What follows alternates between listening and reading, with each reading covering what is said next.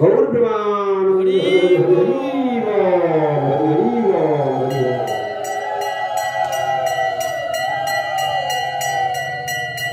ভরত মহারাজ রাজা রঘুগণকে বললেন, রঘুগণ এতৎ তপসা নো জাতি ন চ ইজ্জয়া নির্বপনাৎ বিহার্যা নো ছন্দসা নৈব জলাগ্নি সূর্যই বিনা মহৎপাদরজ অভিষেকম।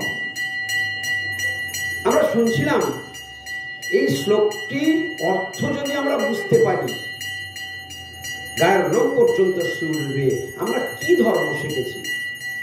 ধর্মের সার হল শ্রীমদ্ ভাগবত। সেই ভাগবতের প্রতিটা শ্লোক ধর্মের মর্ম লুকিয়ে রয়েছে। প্রতিটা শব্দের মধ্যে, প্রতিটা অক্ষরের মধ্যে ধর্মের মর্ম লুকিয়ে রয়েছে। তাই ধর্মের না জানিয়া মর্ম অধ্যাপনা করে গর্ভবের প্রায় সেই শাস্ত্র বই। আমরা শাস্ত্র পড়ে কি করব? শাস্ত্র শুনে বা কি করব? যদি পড়ে শুনে, ওই জন্য না শাস্ত্রে বর্ণনা আছে, পড়িয়া শুনিয়া লোক গেল ছাড়ে খায়। প্রচুর শাস্ত্র পড়ছে, প্রচুর শাস্ত্র শুনছে, কিন্তু পড়িয়া শুনিয়া লোক গেল ছাড়ে খায়। হ্যাঁ, তাহলে পড়ার মতো পড়া না হলে, শোনার মতো শোনা না হলে ধার পাওয়া বড় মুশকিল আছে। কি কথা বলছেন? বলছেন রঘুগণ এতৎ তপসা, খুব মন দিয়ে শুনে যাবেন। এতৎ তপসা, এতৎ মানে সারা জীবন ধরে তুমি যে তপস্যা করো। গৌর প্রেমানন্দে হরি হরি হরি হরি। জয় হো শিব শম্ভু, জয় হো, জয় হো।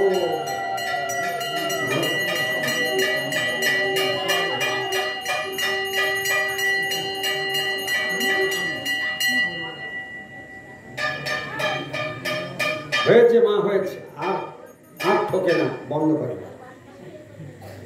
গৌর প্রেমানন্দে হরি হরি হরি বল। বাবা শিব এক মনে ভাগবত কথা শুনছেন, তোমরা আর ঘাগতিও না। শিবজি হচ্ছেন মহান বৈষ্ণব, তিনি মহাভাগবত, তিনি স্বয়ং মহাভাগবত। ভাগবত তার কণ্ঠে। এই যে শ্লোকটা এখন আমরা শুনছি, এখন আমরা যে শ্লোকটা শুনছি, এই শ্লোক শ্রীমদ্ ভাগবতম শ্লোক। স্বয়ং এই শ্লোক বর্ণনা করে শুনিয়েছিলেন পার্বতীকে স্বয়ং শিব। তিনি ওখানে বসে রয়েছেন, তিনি শুনছেন। দ্বাদশ মহাজন পুরো ভাগবত জানে, তাহলে এটা 18,000 শ্লোকের একটি শ্লোক, তার মানে এটিও শিবজির কণ্ঠে। তাহলে শিবজি শুনছেন, দেখি কি বলে। গৌর প্রেমানন্দে হরি বল, কি ঠিক কি না? হ্যাঁ, এখন যদি শিবজি শুনছিল মন দিয়ে, ঘন্টা মনটা বাজিয়ে কাঁসা পিটে বলে তুমি চুপ কর, বসাক, আমার কাজটা আমি সেরে নিই। গৌর প্রেমানন্দে হরি বল। অন্য দিনের ঘন্টা বাজানো আর কাঁসা বাজানো, আর আজকের দিনের ঘন্টা বাজানো আর কাঁসা বাজানো আকাশ জমিন তফাৎ। বুঝলে কি না? তা চলো, নিত্যদিনের ক্রিয়া করেছে, সেটা ভালোই হয়েছে। চলো এখন আমরা শুনে নিই এই শ্লোকটার অর্থ কি। রঘুগণ এতৎ তপসা। আমি যখন বলবো না, তোমরা ভেতরে ভেতরে সব বলে নেবে। কেন বলো তো? এটি তো শ্রীমদ্ ভাগবতের শ্লোক। তো যদি আমার জিহ্বাতে একবার উচ্চারণ হয়, জীবনে তো 18,000 শ্লোক খুঁজে সমুদ্র থেকে খুঁজে বের করতেও পারবো না, আর মুখস্থও করতে পারবো, আর যদিও বা পড়ি হয়তো বুঝতেও পারবো। তাই সাধু সঙ্গে থাকাটা যে কতটা লাভ, যারা দড়ি ছিঁড়ে বাড়ি থেকে বেরিয়ে আসে কষ্ট করে, তারা যে কি পরিমাণ লাভবান হয় সেটা ভাষায় বর্ণন করে বলা সম্ভব। এখন এই অবস্থাতে বুঝতে পারবে না, এর ফল একদিন বুঝতে পারবে সবাই। আজকের যারা নিরন্তর সাধু সঙ্গে ভগবানের কথা কিঞ্চিত কোনো না দিন, কোনো না কোনো সময়, কোনো না কোনোভাবে শুনছেন, জেনে রাখবেন এর ফল জীবনে কোনোদিন বৃথা যাবে না। এতে কোনো সন্দেহ নেই, বাস্তব সত্য। এটা কোনো প্রশংসা বাক্য না, এটা বাস্তব সত্য। ভগবান তো নিজেই বলে দিয়েছিলেন, একদম স্বল্পমপি অশ্ব ধর্ম, এই ধর্মের অল্প পরিমাণ করলেও মহত ভয়া, প্রায়তে মহত ভয়া, মহামহা ভয় থেকে সে পরিত্রাণ লাভ করবে। এত বড় কথা বলেছেন ভাগবত। তো এইখানে বলছেন রঘুগণ এতৎ তপসা। এতৎ মানে এতদিন যাবৎ যা তপস্যা করেছ, বা সারা সমাজের মানুষ সারা জীবন ধরে যা তপস্যা করলো, একাধারে দুইটি কথা। সারা জীবন ধরে মানুষ বিভিন্ন রকমের ধর্ম করছে, তপস্যা করছে। এতৎ তপস্যা নো জাতি নচ ইজ্জয়া। সারা জীবন ধরে যা তুমি পূজা করেছো বা করছো, বা জগতের মানুষ করছে, এই শ্লোকের মধ্যেই জগৎ শিক্ষা দিচ্ছেন স্বয়ং ভরত মহারাজ। তাহলে পয়েন্টগুলো গুনে যাবেন। কি কি বলেছেন? 1 নম্বরে বলেছে তপস্যা, সারা জীবনের তপস্যা। নচ ইজ্জয়া, ইজ্জা মানে পূজা। সারা জীবন ধরে এখানে আপনারা যারা এসেছেন কম বেশি ঠাকুরকে পূজা করেন, আমরা সবাই পূজা করি কম বেশি, যে যেমন পারে, যে যেমন জানি সে তেমন পূজা করে। ইজ্জা মানে পূজা। নচ ইজ্জয়া নির্বাপনাথ, কেউ যদি আদর্শ সন্ন্যাস গ্রহণ করে, গৃহাদ্দা, কেউ যদি আদর্শ গৃহস্থ ধর্ম পালন করে, নো ছন্দসা, নো ছন্দসা অর্থাৎ ছন্দসা মানে আদর্শ যদি কেউ প্রচুর পরিমাণে বেদ পাঠও করে, বেদশাস্ত্র অধ্যয়ন করে নিরন্তর, নো ছন্দসা। নৈব জলাগ্নি সূর্যই, নৈব নৈব নৈব জলাগ্নি সূর্যই, যদি কেউ জল দেবতা অর্থাৎ বরুণের পূজা করে, কেউ যদি অগ্নিদেবের পূজা করে, অগ্নি দেবতার পূজা করে, জলাগ্নি সূর্যই, সূর্য দেবতার আরাধনা করে, ন জাতি, তবুও লাভ করতে পারবে না ভগবানকে বিনা মহৎ পাদরজ অভিষেক। যতদিন না পর্যন্ত নিষ্কিঞ্চন মহাভাগবতের চরণধুলি মস্তক অভিষিক্ত না হবে, ততদিন পর্যন্ত তোমার সমস্ত তপস্যা, তোমার সমস্ত পূজা, তোমার আদর্শ সন্ন্যাস, তোমার আদর্শ গৃহস্থ ধর্ম পালন, তোমার বেদ পাঠ, তোমার জল দেবতা, অগ্নি দেবতা আদি, সূর্য পূজা আদি সব বিফল হয়ে যাবে, যতদিন না পর্যন্ত নিষ্কিঞ্চন বৈষ্ণবের চরণধুলি মস্তকে অভিষিক্ত না হয়।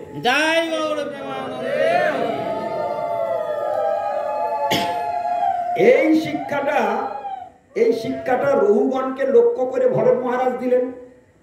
তাহলে আমরা এই শ্লোকটার মর্মকথা কি শুনলাম?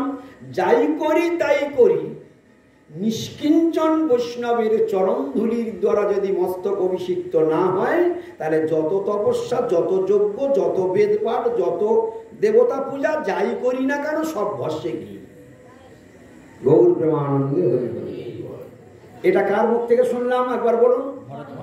ভরত মহারাজ।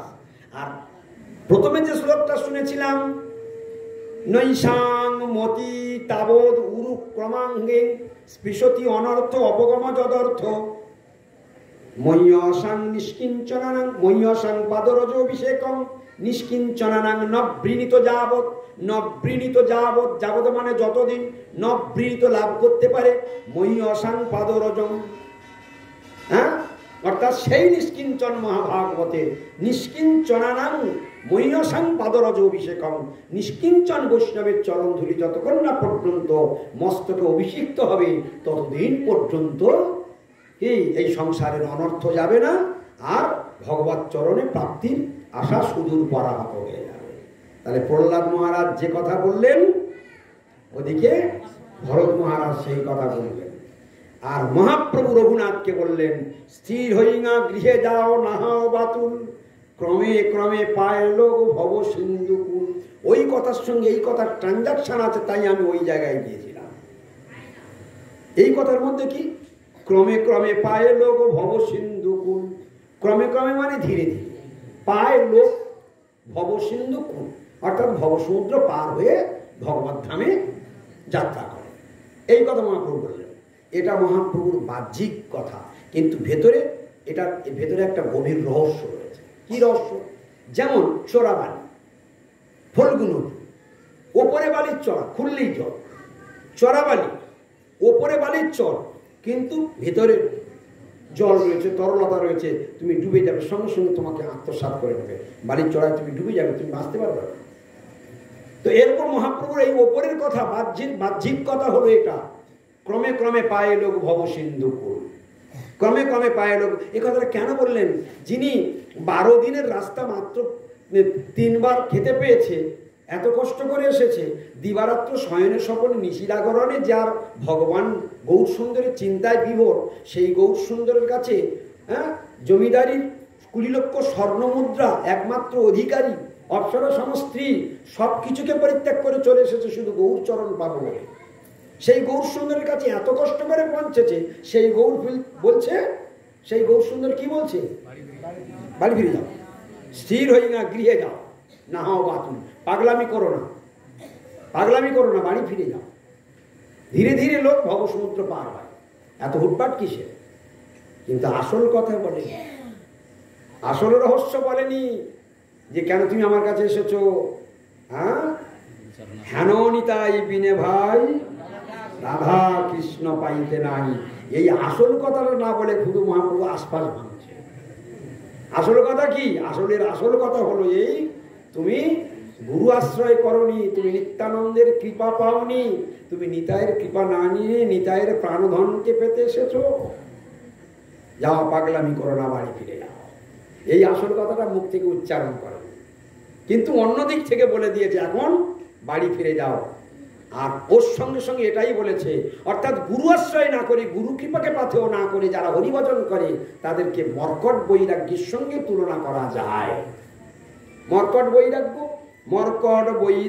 না করো লোক দেখাই না, যথাযোগ্য বিষয়ে ভঞ্জ অনাসক্ত হই না।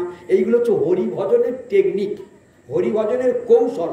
মহাপ্রভু নিজেই শিখিয়ে দিচ্ছেন, এইভাবে যদি সংসারে ভজন করবে তো তোমার আর দেখতে হবে না, তুমি দিব্যি গোলকের পথে যাত্রা করবে, তোমাকে কেউ আটকাতে পারবে না। মহাপ্রভুর কৌশল, মহাপ্রভুর শিক্ষা এটাই।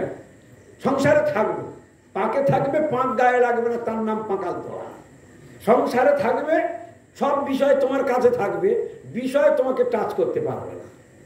এই হলো হরিভজন কাজ। হ্যাঁ, যথাযোগ্য বিষয়ে ভুঞ্জ, যথাযোগ্য বিষয়ে ভুঞ্জ অনাসক্ত হই না। যথাযোগ্য মানে যেটুকু লাগবে, জীবন ধারণ করার জন্য যেটুকু লাগবে, যথাযোগ্য বিষয়ে ভুঞ্জ অনাসক্ত হইয়া। তুমি কোনো বিষয়ের প্রতি আসক্ত হবে না। শুধু এইটাই জেনে রাখবে, যখন সুদামা বিপ্র যখন দ্বারকায় গেলেন, খুদের নাড়ু খেলেন আর গোবিন্দ সোনার রাজপ্রাসাদ দিয়ে দিলেন। সুদামা বিপ্র যখন ফিরে আসছেন, নিজের বাড়ির কাছে এসে বাড়ি খুঁজে পাচ্ছেন। কি হলো? আমি কি রাস্তা ভুল করলাম? আমার বাড়ি তো এখানে ছিল। এইরকম ভাবে ওদিকে সুদামা বিপ্রের স্ত্রী, সে আর সেই আগের মতো বেশ আর নাই। হ্যাঁ, শত জায়গায় সেলাই করা ময়লা বসনার নাই, এখন রাজরানী হয়ে একদম পুরো একবার আরতির থালা নিয়ে আর দাসী চাকর চাকরানি নিয়ে বাদ্যি বাজনা করে আগিয়ে নিয়ে যেতে আসতো সুদামা বিপ্রকে। সুদামা বিপ্র দূর থেকে দেখছি এখানটায় আমার বাড়ি ছিল, এ কে বানালো, কোথায় কিনা আমি ভুল করে আসলাম, কিছুই বুঝতে পারছে না। তখন তার স্ত্রী এসে বলছে, এসো এসো এসো, আমি তোমার পথ চেয়ে বসে আছি, আরে তুমি আমায় চিনতে পারছো না? আর ছেলেগুলো সব একদম মানে সুপারহিট ড্রেস পরিয়েছে, রাজপুত্রের মতো দেখতে। আর হ্যাঁ, সুদামা বিপ্রের স্ত্রী একদম রাজরানীর মতো দেখতে, আর সুদামা বিপ্রর পরনে সেই বসন।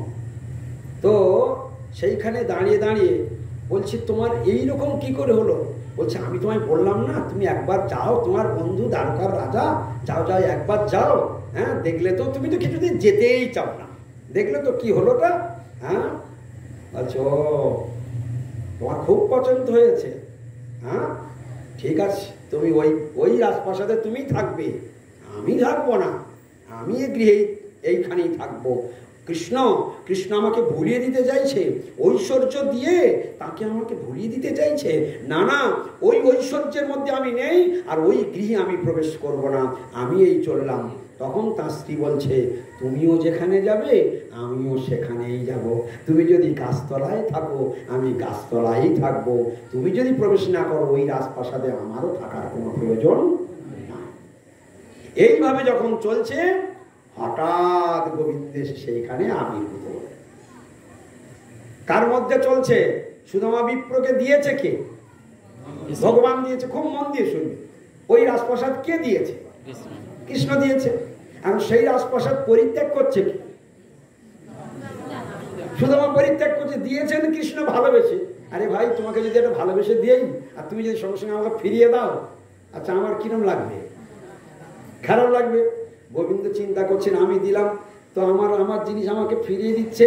হ্যাঁ, তো মনে মনে ভগবানের খুব আনন্দ যে আমার ভক্ত বিষয়ে আসক্তই, যথাযোগ্য বিষয়ে ভুঞ্জ অনাসক্ত হই না।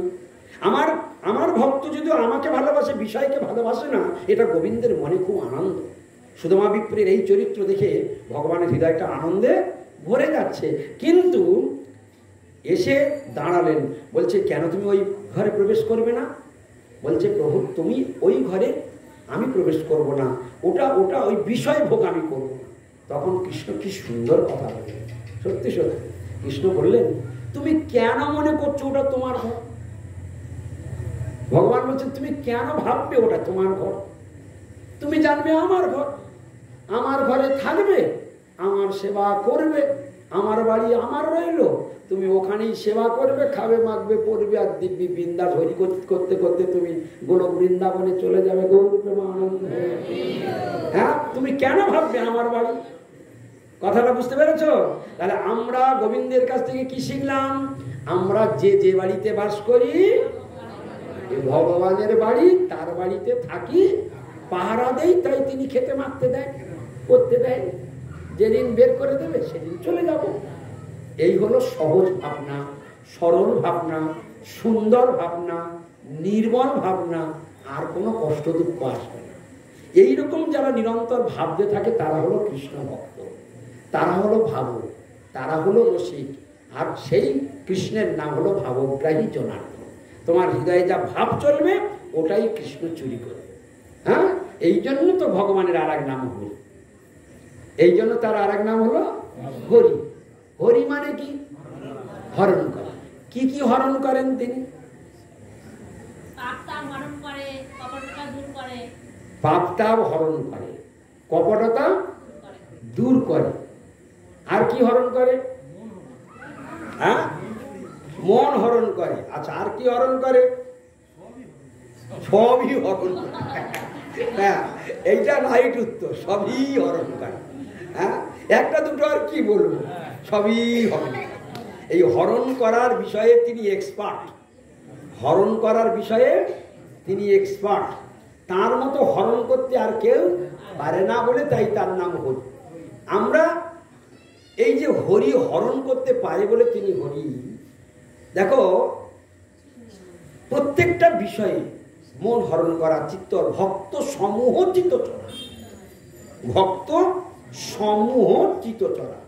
সমস্ত ভক্তের, সকল ভক্তের হৃদয়ের, সব ভক্তের এবং সমস্ত ভক্তের প্রতিটা ভক্তের হৃদয়ের সমস্ত কিছু তিনি হরণ করতে সমর্থ। সব কিছুকে তিনি চুরি করেন। অনেক জন্মার্জিত পাপ, অনেক অনেক জন্মের পাপকে তিনি চুরি করতে পারেন, হরণ করতে পারেন। এটা হরির একমাত্র যোগ্যতা। এর যোগ্যতা আর কারো নেই। তো সেই পরমেশ্বর ভগবানের ওই যে যথাযোগ্য বিষয় ভুঞ্জ। হ্যাঁ, সুদামা বিপ্রকে কি শিক্ষা দিলেন ভগবান? আর গোবিন্দ এত সুন্দর করে সুদামা বিপ্রকে বুঝিয়ে দিলেন। তখনই সুদামা বিপ্র গোবিন্দর সেই রাজপ্রাসাদে প্রবেশ করলেন।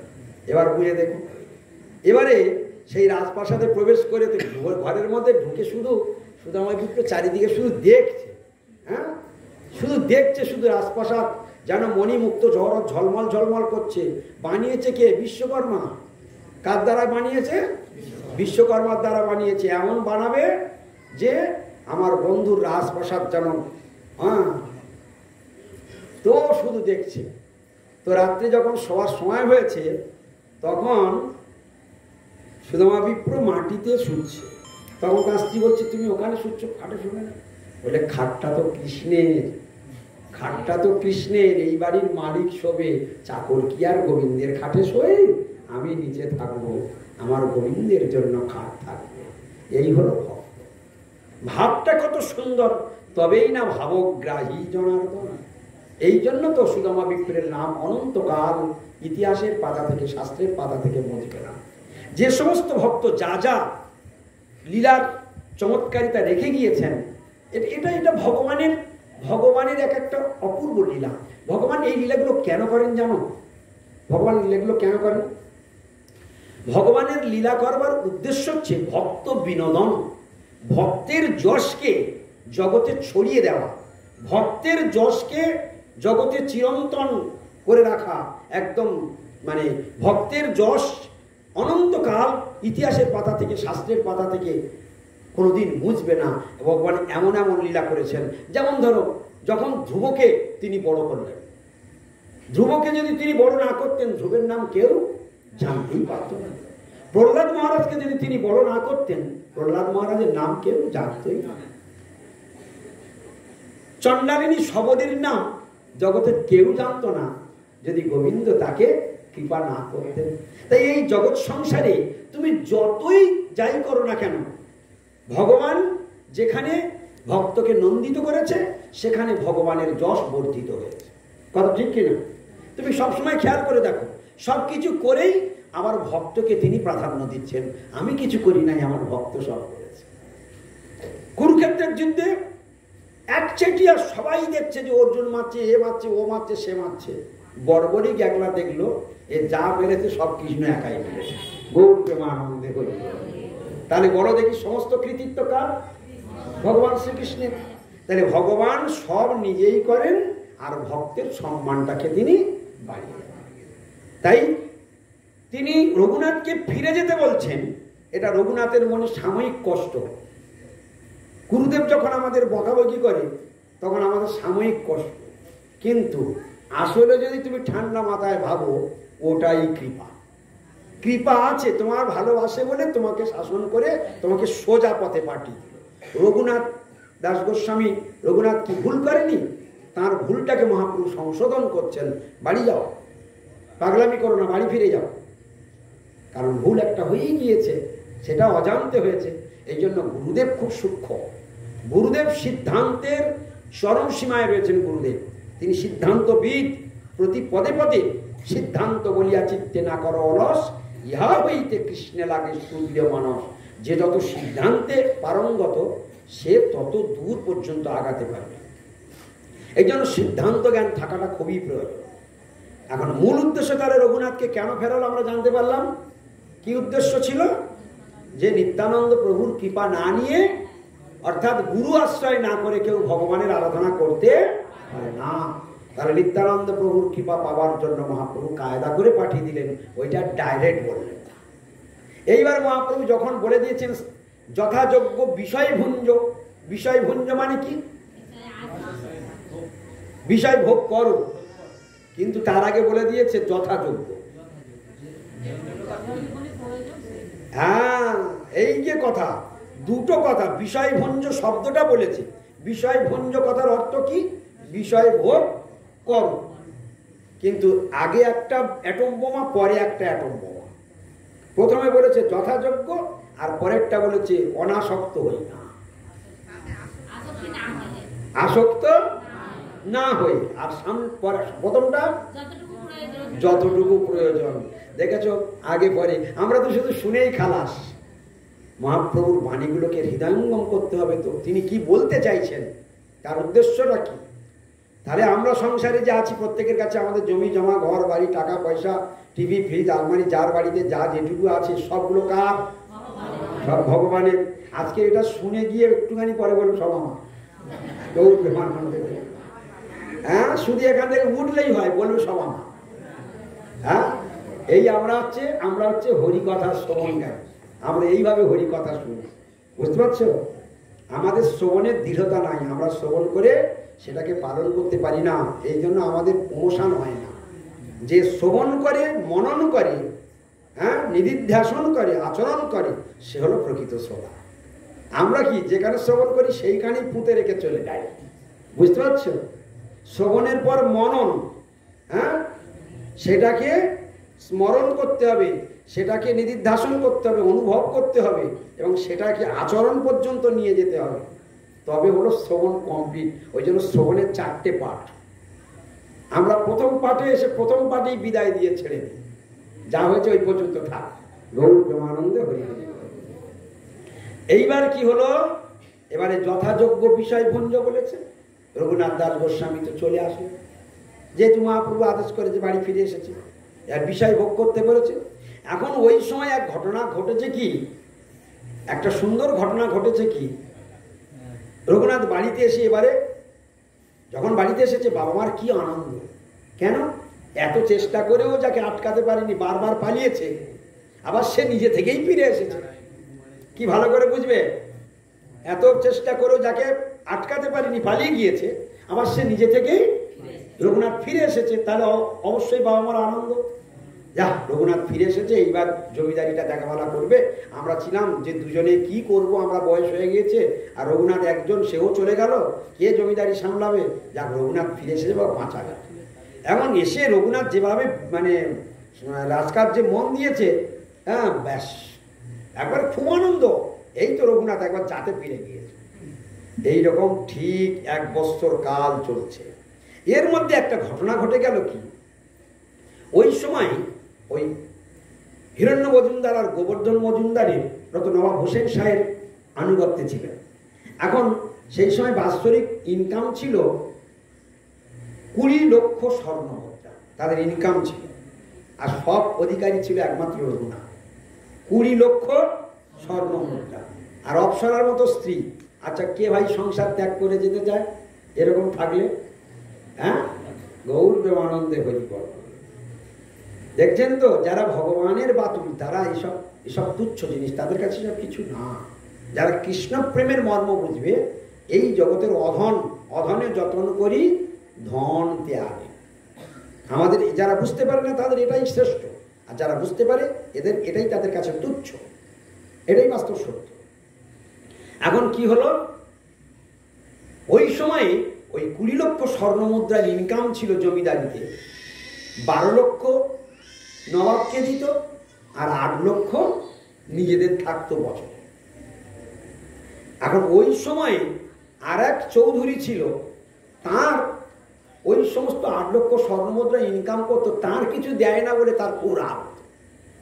সে তখন কি করলো, নবাবের কাছে নালিশ করলো। খুব ইন্টারেস্টিং কথা। নবাবের কাছে নালিশ করলো, এই করছে, আপনার কর দিচ্ছে না, আত্মসাৎ করছে, এই কথা বলে এমন তাতিয়ে দিয়েছে। সঙ্গে সঙ্গে নবাব আদেশ দিয়েছে হিরণ্য মজুমদার গোবর্ধন মজুমদারকে বেঁধে নিয়ে। যেই ওই বেঁধে নিয়ে আসার কথা বলেছে, সেই সময় এসে দেখে হিরণ্য মজুমদার ভয়ে পালিয়ে গেছে। হিরণ্য মজুমদার তখন ভয়ে পালিয়ে গেছে, এসে দেখে যে রঘুনাথ বসে আছে, রঘুনাথকে বেঁধে নিয়ে চলে গেছে। গৌর প্রেমানন্দে বসে কাকে বেঁধে নিয়ে গেল? রঘুনাথকে বেঁধে নিয়ে চলে গেছে। এখন রঘুনাথকে এবার শাসাচ্ছে, তোর বাপ জ্যাঠাকে ধরে নিয়ে আয়, না তো তোর মার কার নাম দেবে। হ্যাঁ, তুই তাদের ধরে নিয়ে আসবে তো আমি তোকে ছাড়বো, আর ও তাদের যদি না আনতে পারিস তো তোকেই যন্ত্রণা প্রদান করবে। রঘুনাথ চুপচাপ আছে। এখন যে চৌধুরী এই নালিশটা করেছে, বা উজির যেখানে ছিল, তাদের সঙ্গে এবার রঘুনাথ বলছে এটা কৌশলে কার্য উদ্ধার করতে হবে। তখন রঘুনাথ তাদেরকে বলছে, আচ্ছা, তুমি তো আমার বাবা হিরণ্য মজুমদার, গোবিন্দ বলল আমার বাবা জ্যাঠা, এরা আমার বাবা, আমি তাদের সন্তান। সেই দাড়িওয়ালাকে বলছে, সেই দাড়িওয়ালা উজিরকে বলছে, তুমিও তো আমার বাবা, তুমিও আমার বাবা, আমি তোমার সন্তান। তাহলে বাবা সন্তানের উপরে কখনো অত্যাচার করে? আর ভাই ভাই মিলেমিশে থাকবে। গোবর্ধন মজুমদারও তুমিও দুজনেই আমার পিতা, তাহলে ভাই ভাই কেন আমরা এরকম করবো? এমন করে রঘুনাথ হরিকথা বলছে, বোঝাচ্ছে। সেই দাড়িওয়ালা, সেই উজিরের চোখ থেকে ছপছপ করে জল আসছে। সেই জল, এত জল চোখ থেকে আসছে, কাঁদছে ডগরে পিঠে, সে দাড়ি বেয়ে জল পড়ছে। চোখের জল এসে দাড়ি ভিজে যাচ্ছে, দাড়ি থেকে টপ টপ করে জল পড়ছে। রঘুনাথ এমন হরিকথা বলেছে, সেই উজিরকে কাঁদিয়ে দিয়েছে। তখন সেই উজির বলছে, তুই আমাকে বাবা বললি? তুই আমাকে বাবা বললি, আজ থেকে তুই আমার সন্তান, আমি যেন তেন প্রকারে নে এইভাবে তোকে আমি এই নবাবের হাত থেকে মুক্ত করবই করব। তবে হ্যাঁ, একটা কথা শোন বাবা, তুই যে এই যে এত সুন্দর করে আমার বললি, তোর বাবা যেটা এই অন্যায়টা কেন করলো? তোর বাবা যেটা যদি 8 লক্ষ স্বর্ণমুদ্রা তুই ইনকাম করছিস, আমাকে তো কিছু দিতে পারতিস, কিছু দিলে তো আমি শান্তি থাকতাম। সবটাই আত্মসাৎ করেছে তোর বাবা যেটা, এই জন্য তো এই কাণ্ডটা হলো। যাক, আমি তোর ওর ভার দিচ্ছি, তোর বাবা যেটাকে বুঝিয়ে বলবি, সেটা যা ভালো বোঝে সেই রকম যেন কিছু আমাকে দিয়ে দেয়, আমি সব ছাড়াবার ব্যবস্থা করে দিচ্ছি। গৌর প্রেমানন্দ। এইভাবে রঘুনাথ সুন্দরভাবে হরিকথা বলে সেই নবাবের কাছ থেকে কায়দা করে নিজেই ছেড়ে চলে এসেছে এবং বাপ যেটাকেও উদ্ধার করেছে। এইভাবে কতদিন থাকলো? 1 বছর কাল। কতদিন থাকলো? হরে কৃষ্ণ। কতদিন থাকলো? গরমের সময় গুরুদেব মালা পরবো না বলছে। বসো বসো। হরে কৃষ্ণ। 1 বছর কাল ব্যাপী এই বললো। 1 বছর পরে, 1 বছরের মধ্যে এখন ঘটনাটা কি ঘটেছে? এই আজকের দিনে পানিহাটিতে নিত্যানন্দ প্রভু এসেছে, এই কথা রঘুনাথের কানে পৌঁছেছে। তখন রঘুনাথ তার পিতাকে বলছে, পিতা, এই পানিহাটিতে নিত্যানন্দ প্রভু এসেছে, আমি একটু দর্শনে যাব। গোবর্ধন মজুমদার দেখলেন এখন তার কোনো অবস্থা অসুবিধা নেই, সে তো নিজে থেকে ফিরে এসেছে, রাজকার্য দেখাশোনা করছে, আর খুব বুদ্ধিমত্তার সঙ্গে আমাদেরকে রক্ষাও করেছে, রাজার রোশনাল থেকে, নবাবের রোশনাল থেকে রক্ষা করেছে। ঠিক আছে ঠিক আছে, যাও যাও যাও যাও যাও। হ্যাঁ, সঙ্গে সঙ্গে বেশ কিছু মানে তার লোক লস্কর তার সঙ্গে দিয়ে দিল এবং অনেক টাকা পয়সাও দিয়ে দিল, যাও যাও দর্শন করে এসো। এখন যখন সেই পানিহাটিতে পৌঁছাচ্ছে গঙ্গার তীরে, খুব মন দিয়ে শুনবে, আজকে সেই তিথি, এই জন্য লীলাটা আজকে বলছি। সেই গঙ্গার তীরে যখন একটা বটবৃক্ষ আছে, সেই বটবৃক্ষের তলাতে একটা চবুতরা আছে, সেই চবুতরার উপরে নিত্যানন্দ প্রভু বসে আছে, আর পার্শ্বদবৃন্দ, নিত্যানন্দ প্রভু পার্শ্বদবৃন্দ বসে আছে। প্রচুর ভক্ত সমাগম সেখানে হয়েছে। এখন এদিকে রঘুনাথ তখন ওই দণ্ডবত প্রণাম করতে করতে যাচ্ছে। দণ্ডবত প্রণাম করতে করতে যেমন মায়েরা গণ্ডি দিতে দিতে যায়, রঘুনাথ এইরকম দণ্ডবত প্রণাম করতে করতে আগাচ্ছে। তখন নিত্যানন্দ প্রভুর এক পার্শ্বদ নিত্যানন্দ প্রভুকে বলছে, প্রভু রঘুনাথ আসছে, রঘুনাথ আসছে। তখন নিত্যানন্দ প্রভু তাকিয়ে বলছে, দূর থেকে যেই বলেছে সঙ্গে সঙ্গে রঘুনাথ দিকে তাকিয়ে দেখছে দণ্ডবত প্রণাম করে করে আসছে। তখন নিত্যানন্দ বাবু জোর গলায় বলছে, আয় রে চোরা, আয় আয় আয় চোরা আয়, তুই বহুদিন আমার থেকে লুকিয়ে লুকিয়ে বেড়াচ্ছিস, আয় রে চোরা আয় আয়, আজকে তোকে দণ্ড দিব, আয়। যত ভক্তবৃন্দ ছিল তারা কিছু বুঝতে পারছে না, কি ব্যাপার হলো, আয় রে চোরা, চোরা চোরা করছে কেন? কি চুরি করলো রঘুনাথ? হ্যাঁ, জমিদারের ছেলে আবার কি চুরি করেছে? আয় রে চোরা চায়। হ্যাঁ, সব ভক্তরা মুখ চাচাই করছে, কিন্তু কথার রহস্য কেউ বুঝতে পারছে না। যখন কাছাকাছি এসেছে, তখন নিত্যানন্দ কাছাকাছি এসে গেছে, নিত্যানন্দ বলছে, আয় আয় আমার কাছে আয়, চোরা আমার কাছে আয়। ও ভয়তে যেতে চাইছে না, ভয়তে যেতে চাইছে না, এতটা ভয় লেগেছে, বুঝলেন কি না? তো চোখ পাকিয়ে পাকিয়ে বলছে, আয় রে চোরা, আয় রে চোরা। যখন আসতে চাইছে না, তখন নিত্যানন্দ প্রভু একটা কায়দা করলেন, কি? এই জন্য ভগবান, এই জন্য তারা হলো ভগবান, একদম আকর্ষণ করে টেনে নিয়ে আসলেন। দেখেছো ভগবানের করুণা করার কৌশল, আকর্ষণ করে টেনে নিয়ে আসলেন। নিয়েছে, যেই সাষ্টাঙ্গের দণ্ডবত প্রণাম করেছে, সঙ্গে সঙ্গে নিত্যানন্দ প্রভু দুটো চরণ নিয়ে আর রঘুনাথের মাথায় তুলে দিয়ে, জয় জয় নিত্যানন্দ প্রভু কি, জয় জয় রঘুনাথ দাস গোস্বামী কি। এইবার বলছে, চোরা তোকে আমি ডাকছি, তুই আসছিস না, তুই আমার থেকে দূরে দূরে থাকিস, পালিয়ে পালিয়ে বেড়াস। হ্যাঁ, আজকে তোর যখন কাছে পেয়েছি, আজকে তোকে দণ্ড দিব।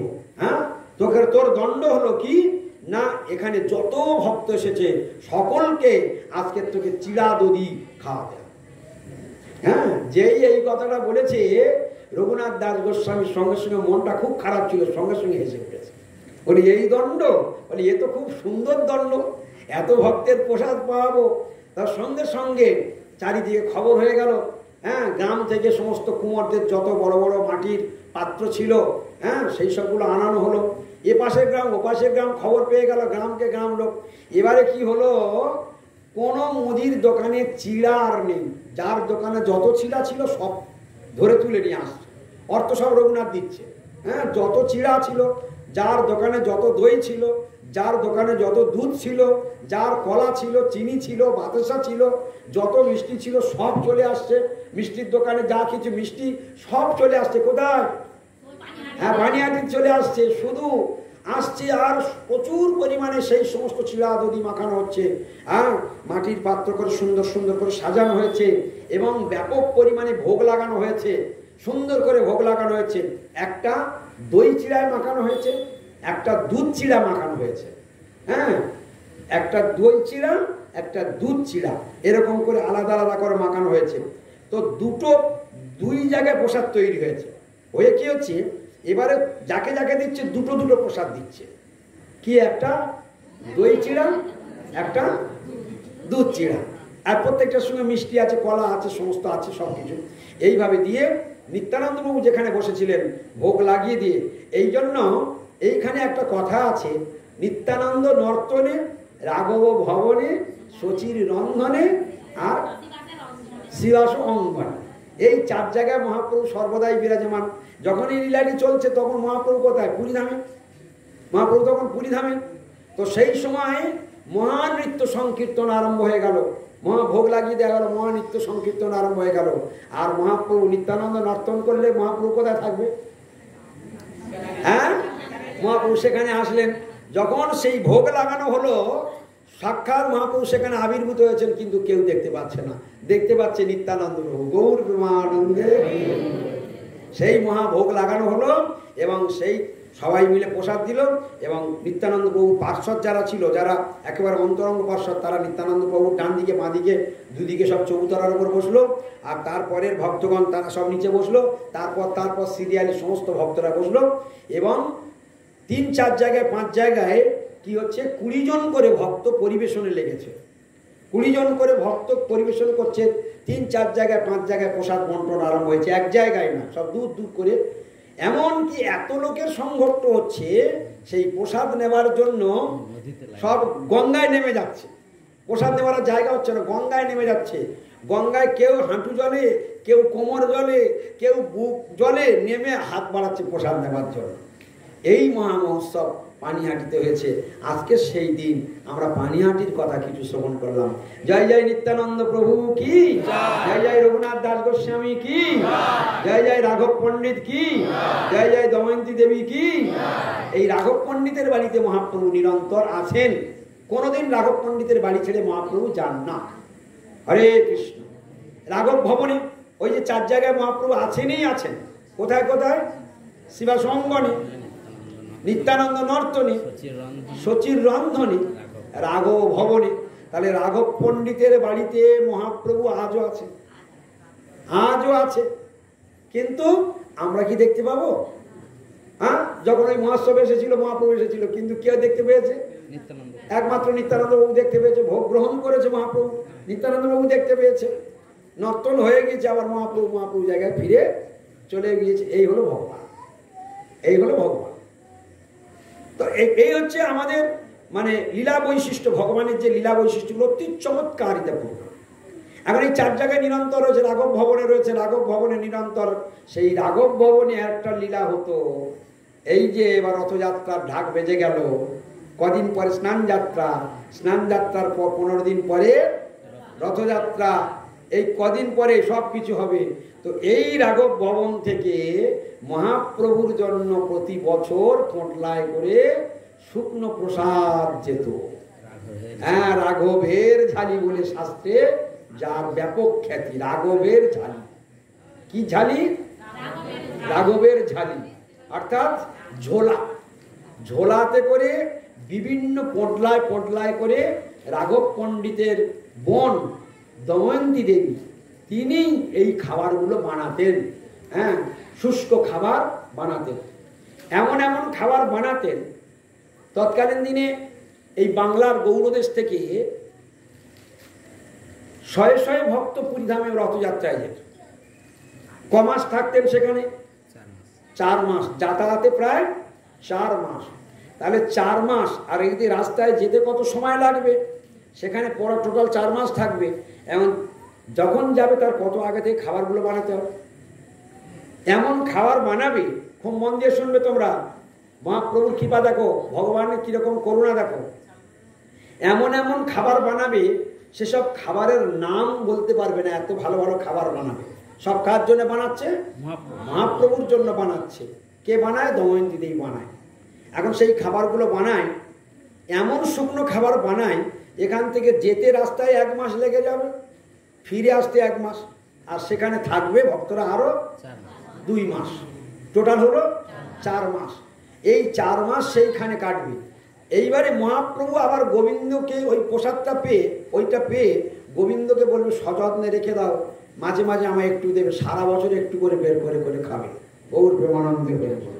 তাহলে কি খাবার দময়ন্তী বানায়? এবছর বানাবে, পরের বছর পর্যন্ত খাবে। কি খাবার বানায় সেটা? কোন খাবার বানায়? তোমরা হিসাব করে কিনারা করতে পারবে? হ্যাঁ, কত রকমের খাবার বানাতো, সেই সব খাবারের নামগুলো ওই চৈতন্য চরিতামৃতে সব দেওয়া রয়েছে, সেই খাবারের নামগুলো। তো এই রাঘব পণ্ডিতের রাঘব ভবনে সেই মানে মিউজিয়াম করে সেই খাবারগুলো প্লেটে প্লেটে করে তৈরি করে রাখা আছে এবং তার নামগুলো দেওয়া আছে। হ্যাঁ, তোমরা যাবে, গিয়ে তোমরা প্রত্যেকে গিয়ে একটা করে খেয়ে আসবে। হ্যাঁ, কাঁচের বাক্সের মধ্যে রাখা আছে। হ্যাঁ, কাঁচের বাক্সের মধ্যে রাখা আছে, তোমরা প্রত্যেকেই বের করে খেয়ে চলে আসবে। কারা কারা যাবে কালকে চলে যাও, গিয়ে মহাপ্রভুর এই প্রসাদ পেয়ে আসো। হরে কৃষ্ণ, গৌর প্রেমানন্দে হরে। ও, কৃষ্ণ সাইতে হবে। আচ্ছা, যাই হোক, গৌর প্রেমানন্দে হরি হরি বল। আমরা এই যে চৈতন্য মহাপ্রভুর কথা শুনলাম, এই চৈতন্য মহাপ্রভুর নিরন্তর কি হল? চৈতন্য মহাপ্রভুর যে লীলাবিলাস, চৈতন্য মহাপ্রভুর সম্বন্ধে ভগবান চৈতন্য মহাপ্রভুকে প্রতিদিন স্তবস্তুতি করতে হয়, প্রতিদিন মহাপ্রভুর স্তবস্তুতি করতে হয়, মহাপ্রভুকে শোনাতে হয়। ভগবান তার গুণগান শুনতে ভালোবাসেন। হ্যাঁ, পিয়াইয়া প্রেম মত্ত করি মরে, শুনো নিজ গুণগান। ভক্ত প্রার্থনা করছে, হে প্রভু, তুমি আমাকে প্রেম দান করো, আর সেই প্রেমে বিভোর হয়ে আমি নিরন্তর তোমার গুণকীর্তন করব, আর তুমি শুনবে। তা তুমি যদি আমায় না বলাও, আমি তুমি বলতেও পারবো না, আর তুমি যদি আমার না বলাও, তুমি শুনতেও পারবে না। আমি বললে তবে তুমি শুনবে, তাহলে তুমিই বলাও আর তুমি শোনো। এই জন্য ভগবানের করুণা না হলে কেউ বলতেও পারবে না, কেউ শুনতেও পারবে না। তাহলে সবটাই কার দেওয়া? ভগবানের দেওয়া। সেই ভগবানকে যারা ভালোবাসবে তারাই তো জীবন ধন্য হলো, তাদের তো জীবন ধন্য হলো, তারাই তো এই ভবসমুদ্র পার হওয়ার যোগ্যতা অর্জন করবে। তাই মহাপ্রভু স্তব করে বলছেন, সদুপাস্য শ্রীমান ধৃত মনোজ কাউই প্রণয়িতাং বহদ্ভি গির্বাণৈ গিরিশ পরমেষ্টি প্রভৃতিভি স্বভাবতেব্য শুদ্ধাং নিজ ভজন মুদ্রাং উপদিশন সচৈতন্য কিংমে পুনরবিদিশোর যাস্পতি পর। শ্লোকটা কার কার মুখস্থ আছে? হাত তোলা দেখি, কার কার মুখস্থ আছে? এই শ্লোক কার মুখস্থ আছে? তোমার নেই? হরে কৃষ্ণ। হ্যাঁ, জগন্নাথ কয় মুখস্থ করবে বাবা? এটা হচ্ছে মহাপ্রভু স্তব। হ্যাঁ, এই স্তবটা কে রচনা করেছেন? এই যে সদুপাস্য শ্রীমান ধৃত মনোজ কাউই, আমাদের গৌড়ীয় গুরুবর্গের অন্যতম রূপ গোস্বামী পাদ। কে রচনা করেছেন? রূপ গোস্বামী পাদ। এই একটা শ্লোক যদি অষ্টক আছে, চৈতন্য অষ্টকম, এটাকে বলা হয় চৈতন্য অষ্টকম। এই চৈতন্য অষ্টকমের একটা যদি কেউ পয়ার মুখস্থ করে, এই স্তবটা মুখস্থ করে প্রত্যেক দিন বলে, ওতেই জীবন ধর্ম। এই এটা জানো না? শ্রীমৎ চৈতন্য দেব, হ্যাঁ, শ্রী চৈতন্য শ্রীমৎ চৈতন্য দেবতাং বন্দে গৌরাঙ্গ সুন্দর শচীনন্দনং নাং ত্রাহি জ্যোতি চূড়া মনে প্রভু আজানুবাবু স্মেরাস্য নীলাচল বিভূষণ জগৎ প্রবর্তিত সাধু ভগবান নাম কীর্তন অদ্বৈত আচার্য সংশ্লাগিনী সার্বভৌমাভিনন্দক রামানন্দ কৃতপ্রীত সর্ব বৈষ্ণব বান্ধব শ্রীকৃষ্ণ চরণাম্ভোজ প্রেমামৃত মহাম্মদে নমস্তে দীন দীনং মাং কদাচিৎ কিং স্মরিষ্যসি। এইটা 4টে পয়ার আছে বলে তাড়াতাড়ি মুখস্থ করে ফেলেছ ছোট থেকে বলে। হ্যাঁ, গৌর প্রেমানন্দ হরি বল। যাই হোক, তবু এটা করেছে, এটাই ভালো। হ্যাঁ, আর এই এই এই চৈতন্যাষ্টকের প্রথমটা তোমরা করবে, ভয় পাবে না। আজকের আমি একটু বলছি যতটুকু পারি, শোনো ভালো করে মন দিয়ে। সদুপাস্য শ্রীমান ধৃত মঞ্জ কাবই প্রণয়িতাং বহদ্ভি গির্বাণৈ গিরিশ পরমেষ্টি প্রভৃতিবি স্বভক্তব্য শুদ্ধাং নিজ ভজন মুদ্রাম উপদিশন সচৈতন্য কিংমে পুনরপি দিশোর যাস্যতি পদ। কোথা থেকে এই শ্লোকটা, কেন এই গ্রন্থটা সামনে রয়েছে? দেখো তো, এই গ্রন্থটা সামনে রয়েছে।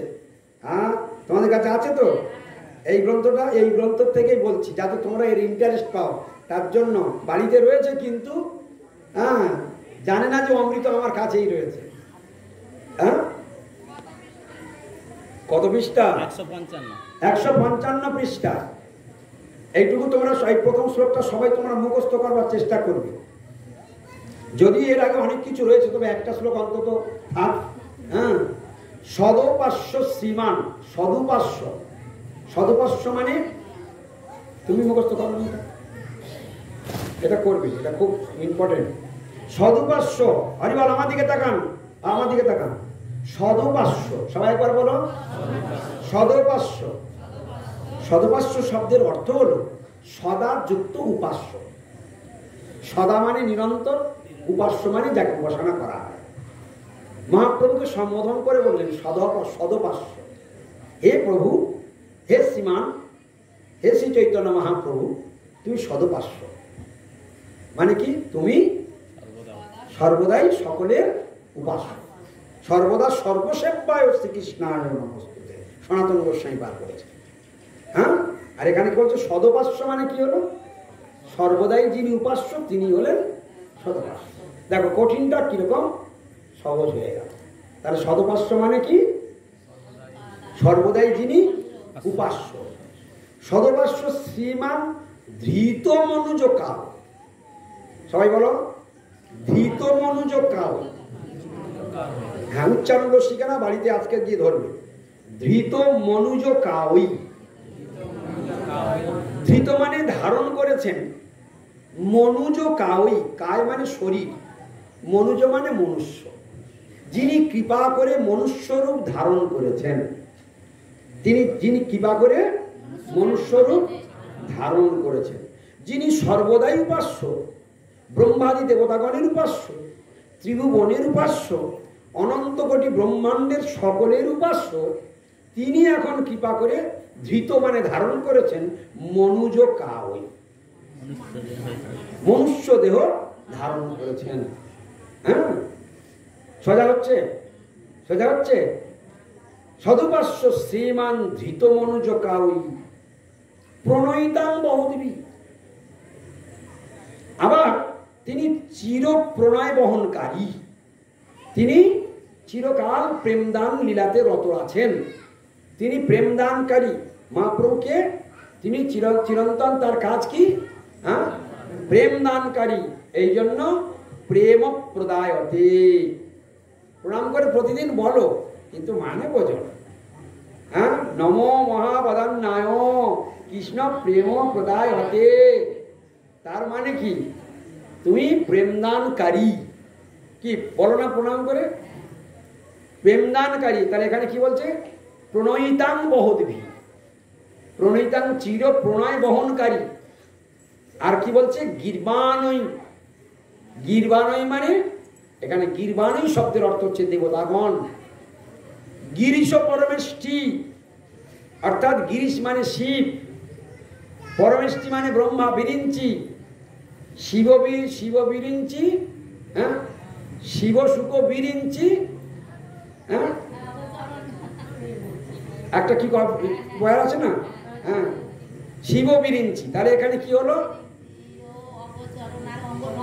হ্যাঁ, এখানে কি হচ্ছে না? পরমেষ্টি প্রভৃতিবি, গিরিশ পরমেষ্টি। দেখো কখন লেখা আছে গিরিশ পরমেষ্টি। পরমেষ্টি মানে ব্রহ্মা, আর গিরিশ মানে শিব। হ্যাঁ, গিরিশ পরমেষ্টি প্রভৃতিভি। প্রভৃতিভি মানে কি?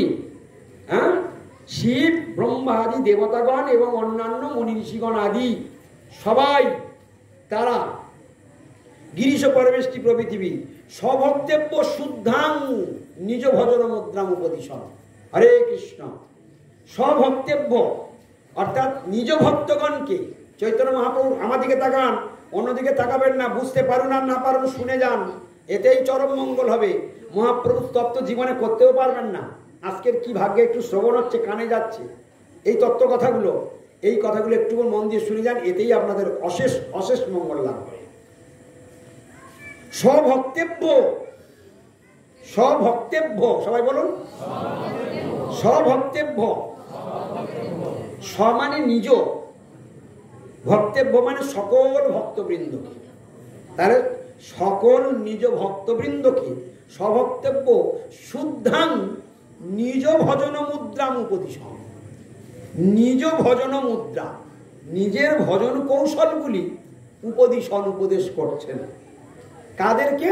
স্বভক্তব্য, নিজের প্রাণের প্রিয় ভক্তগণকে তিনি সর্বদাই তার নিজের ভজন কৌশলগুলো নিজে আচরণ করে করে শেখাচ্ছেন। স্বভক্তব্য শুদ্ধাং নিজ ভজন মুদ্রা উপদিশন, নিজে আচরণ করছেন আর শেখাচ্ছেন। বুঝতে পারছ? নিজে ভজন মুদ্রা, সচৈতন্য, সেই চৈতন্য মহাপ্রভু সচৈতন্য। কিং মে পুনরপিদিশোর যাস্বতী পদম, সেই চৈতন্য মহাপ্রভু কি পুনরায় আমার দৃষ্টিগোচর হবেন? আমি কি আর জীবনে এই নয়নে সেই মহাপ্রভুর শ্রীরূপ আমি দর্শন করতে পারবো?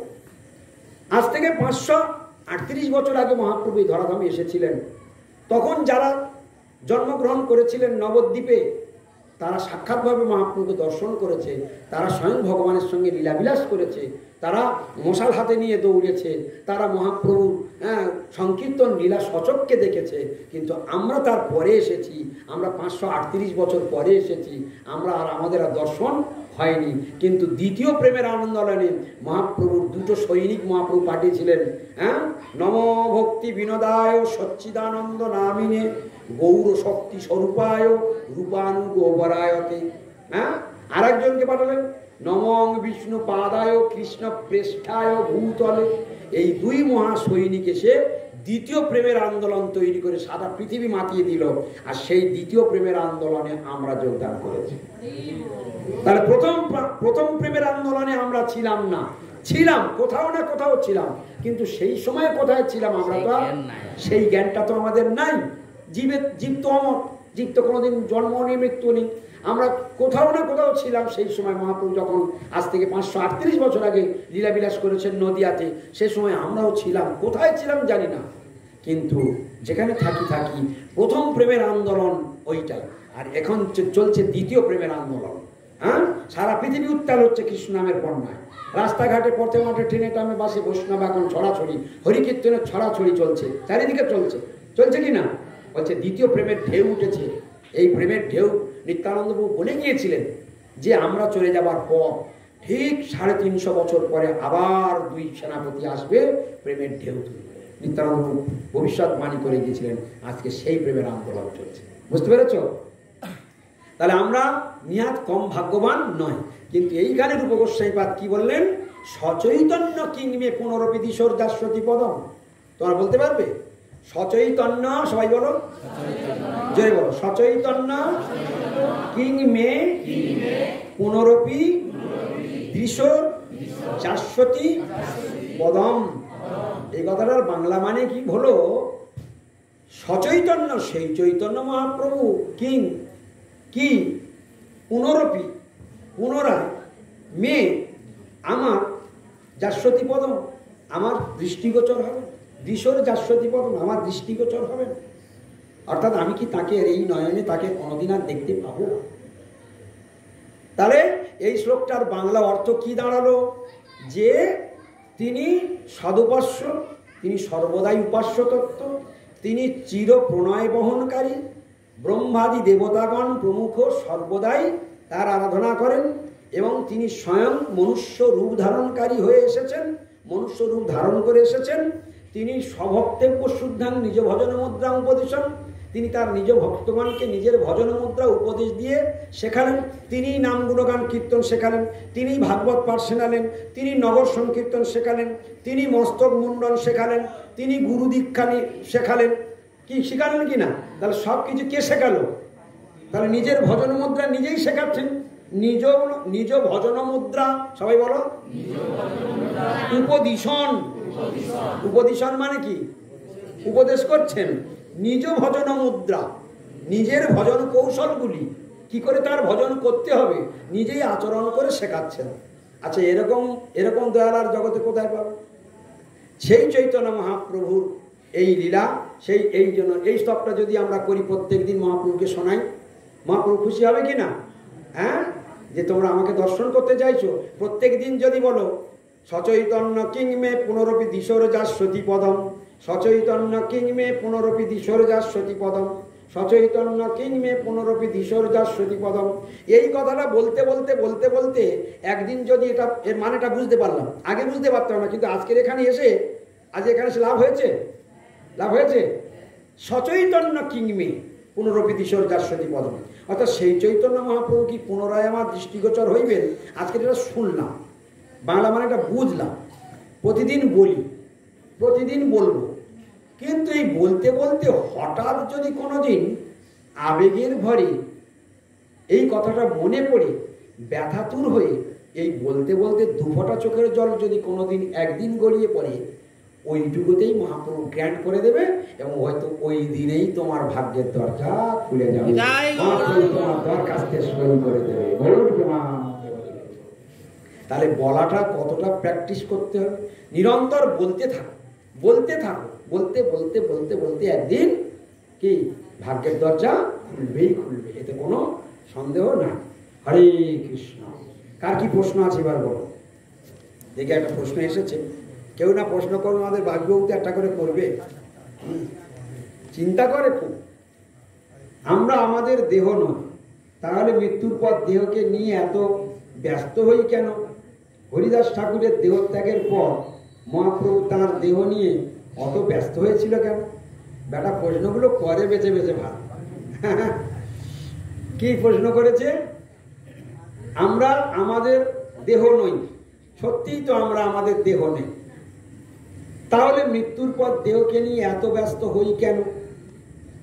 এই যে মানুষ মরে গেলে দেহ নিয়ে ব্যস্ত হয়, তার কারণ আছে, দুটো জায়গায় দুটো কারণ। প্রশ্নটা তোমরা সবাই বুঝতে পেরেছো? বলছে দেহটা যদি আমি নই, তা দেহ নিয়ে ব্যস্ত হওয়ার কারণটা কি? তা ভাবিবাবু, তুমি এক কাজ করো, তুমি মরে গেলে তোমার শরীরটাকে তোমার খাটের উপর ফেলে রেখে দেওয়া হবে, হ্যাঁ, বা তোমার স্ত্রী যদি মরে যায়, তা তোমার স্ত্রীকে ওই খাটের উপরে রাখা হবে, যে খাটে ডেলি শুতো ওই খাটেই রেখে দেওয়া হবে, হ্যাঁ, আর ওকে পড়ানো হবে না। তাহলে ঠিক হবে তো?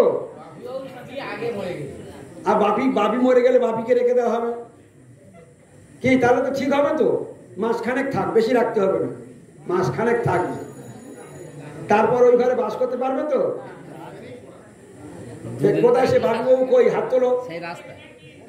তুমি ওখানে ওখানে আছো কেন? তোমার প্রশ্ন উত্তর হচ্ছে তুমি ওখানে আছো, তুমি এখানে এসো। তোমার ওই তুমি মরে গেলে সকলকার বলে যাবে আমার ঘর থেকে বের করবি না, আমার খাটে আমার রেখে দিবি, বুঝলেন কি না? পচে দুর্গন্ধ বেরুক, বুঝতে পারছো? হ্যাঁ, সেই জন্য এই কেন তাকে তাকে নিয়ে, এই দেহটাকে নিয়ে এত ব্যস্ত কেন হই আমরা? এই শরীরটা হলো পচা গলা শরীর।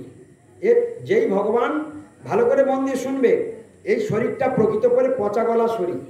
এই শরীরের মধ্যে আত্মা আছে বলে শরীরটা জীবিত এবং পবিত্র আছে। আত্মাটা বেরিয়ে গেলে শরীরটা মৃত হয় এবং সঙ্গে সঙ্গে 24 ঘন্টার মধ্যে পচে দুর্গন্ধ বের হয়।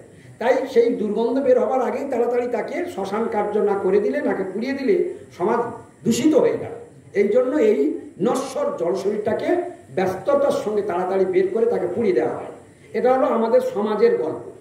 এখন আর একটা লীলা জুড়ে দিয়েছে, যে শরীরের দাম নেই, তো মহাপ্রভু সেই হরিদাস ঠাকুরের শরীরটা নিয়ে এত ব্যস্ত হলো কেন? তিনি তার কাঁধে করে নিয়ে নাচলো কেন? হ্যাঁ, স্কন্ধে তার অঙ্গ ধরি করেন নর্তন, এসব করলেন কেন? আর মহাপ্রভু এসবগুলো হরিদাস ঠাকুরের দেহত্যাগের পর মহাপ্রভু তার দেহ নিয়ে এত ব্যস্ত হয়েছিলেন কেন? তার কারণে এইবার শোন।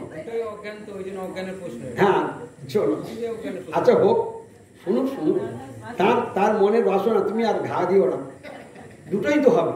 এ দেহটার এই হাল, আমাদের শরীরের এই হাল, আর হরিদাস ঠাকুরের দেহটা আর আত্মার মধ্যে কোনো তফাৎ নেই। ভালো করে শুনবে, মন দিয়ে বোঝাতে হবে, যেসব তত্ত্ব আছে এর মধ্যে। তো আত্মাটা চিন্ময়, আর হরিভজন করতে করতে যারা হরিভজনে একেবারে চরম সীমা চলে যায় তাদের দেহটাও চিন্ময় হয়ে যায়। আমাদের যেমন জড় শরীর, হরিদাস ঠাকুরের জড় শরীর নয়, হরিদাস ঠাকুরের শরীরটা হলো চিন্ময় শরীর।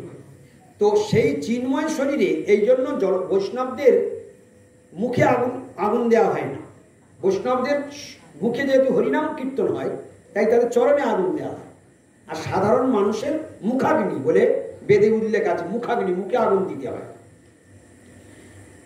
হরিনাম হয় বলে তাকে সম্মান প্রদর্শন করে তাকে চরণে আগুন দেওয়া হচ্ছে। আর যারা উত্তম বৈষ্ণব, গুরুদেব তিনি উত্তম বৈষ্ণব, তার দেহটাই পুরো চিন্ময়, তাই তাকে সমাধি দেওয়া হয়। মহাপ্রভু হরিদাস ঠাকুরের চিন্ময় শরীরটাকে তিনি সমাধি দিয়েছিলেন। যেমন এই সমস্ত মহাজনগণ তাদের শরীরটা কোনো দেখতে মাটির শরীরের মতো, মাটি আর রক্ত মাংসের শরীরের মতো দেখতে, কিন্তু মাটি আর শরীর নয়। তার জ্বলন্ত প্রমাণ হরিদাস ঠাকুরের শরীরটা নিয়ে মহাপ্রভু চিন্ময় শরীরটা নিয়ে নিজেই বালি খুঁড়লেন, নিজেই সমাধি দিলেন, নিজেই মহোৎসব করলেন। বৈষ্ণবের মহোৎসব করলে জীবের প্রত্যেকটা জীবের কল্যাণ লাভ হয়। বৈষ্ণবের শরীরটা চিন্ময়, তার জ্বলন্ত প্রমাণ নরোত্তম ঠাকুর। এ দেহ অন্তিমকালে রাগবশ্রী যমুনার জল। যখন তিনি দেহত্যাগ করবেন তার আগে দুই শিষ্য, প্রধান শিষ্য গঙ্গানারায়ণ চক্রবর্তী, আর একজন ছিল তার নামটাই মাত্র মনে পড়ছে না, তাদের দুজনকে মহাপ্রভু বলে দিয়েছিলেন, ওই যে কীর্তনে তিনি লিখেছেন না, নরোত্তম ঠাকুরের কীর্তন, এ দেহ অন্তিমকালে রাগবশ্রী যমুনার জলে জয় রাধে গোবিন্দ বলে ভাসিব। তো যা বলেছেন তাই। সেই গঙ্গানারায়ণ চক্রবর্তী দুই শিষ্য নিয়ে গুরুদেবের নরোত্তম ঠাকুরের শরীরটা নিয়ে যখন গঙ্গায় ভাসালেন, সঙ্গে সঙ্গে সেই শরীরটা ভাসছে। আর বলেছেন, আমার যখন আমি জলে, গঙ্গার জলে ভাসবো, তখন তোমরা দুজনে মিলে আমার শরীরটা এরকম করে শুধু হাত বুলাবে। হ্যাঁ, তো এই কথা শুধু বলে গিয়েছে, এইটুকু করবে, আর কোনো কিছু সৎকার কিচ্ছু করবে না। তো যখন সেই শরীরটা নিয়ে গঙ্গাতে রাখলো, গঙ্গার জলে ভাসছে, মৃত শরীর গঙ্গার জলে ভাসছে। ভালো করে খেয়াল করবেন, শরীরটা চিন্ময় কিনা দেখে নিন। হ্যাঁ, চিন্ময় শরীরটা ভাসছে, আর দুই শিষ্য অঝরনয়নে কাঁদছে, আর গুরুদেবের গায়ে হাত বুলাচ্ছে। সাবান যেমন হাত বুলালে আস্তে আস্তে ক্ষয়ে যায়, পুরো শরীরটা, নরোত্তম ঠাকুরের শরীরটা সাবানের মতো গুলে গুলে গুলে গুলে গঙ্গার জলে পুরো মিশে গেল। জয় জয় নরোত্তম ঠাকুর কি, জয় জয় নরোত্তম ঠাকুর কি, জয় জয় হরিদাস ঠাকুর কি। তাহলে উত্তম বৈষ্ণবের শরীর হলো চিন্ময়, আত্মা হলো চিন্ময়। আর জড়জাগতিক লোকের আত্মা চিন্ময়, শরীরটা জড়। বোঝা গেল? তাই দুই শরীরের দুই দশা। এই জন্য আমাদের গুরুদেবের যখন সমাধি দেওয়া হয় তখন আমাদের ব্যস্ত হতে হয়। হরিদাস ঠাকুরের যখন সমাধি হলো তখন মহাপ্রভু ব্যস্ত হলেন। ব্যস্ত মানে থাকতেই হবে। আর জড়জাগতিক শরীর পচে দুর্গন্ধ বেরোবে, তার জন্য ব্যস্ততা করে তাকে তার ব্যবস্থা করতে হবে। বুঝতে পেরেছ? হরে কৃষ্ণ। আর কার কি প্রশ্ন আছে বলো?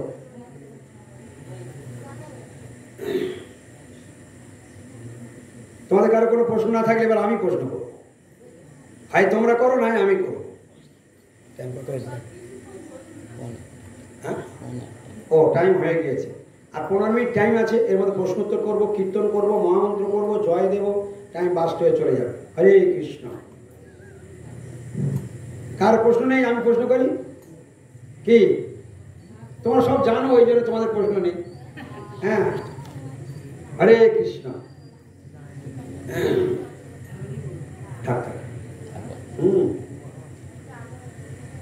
তোমাদের এই গ্রন্থ থেকে আমি প্রশ্ন করছি, দেখো তোমাদের এইটাই সম্পদ তোমাদের কাছে আছে, তোমরা এখনো অনেকে কেননি, কিন্তু অনেকে এখনো কেননি। আর যদিও কিনে থাকো কুলুঙ্গিতে রেখে দিয়েছো, খুলে দেখো না। আর জন্য আমি সদপাষ্টটা ব্যাখ্যা করলাম, যাতে এর প্রতি আকর্ষণটা বাড়ে। এর পিছনে 50খানা প্রশ্ন উত্তর দেওয়া আছে। সেই 50টা প্রশ্ন উত্তর তোমরা, হ্যাঁ বলছে এখানে একটা প্রশ্ন, আত্মঘাতী কে? হ্যাঁ, বাহ, খুব সুন্দর, ধন্যবাদ। আচ্ছা বলো দেখি, মৃত্যু কি?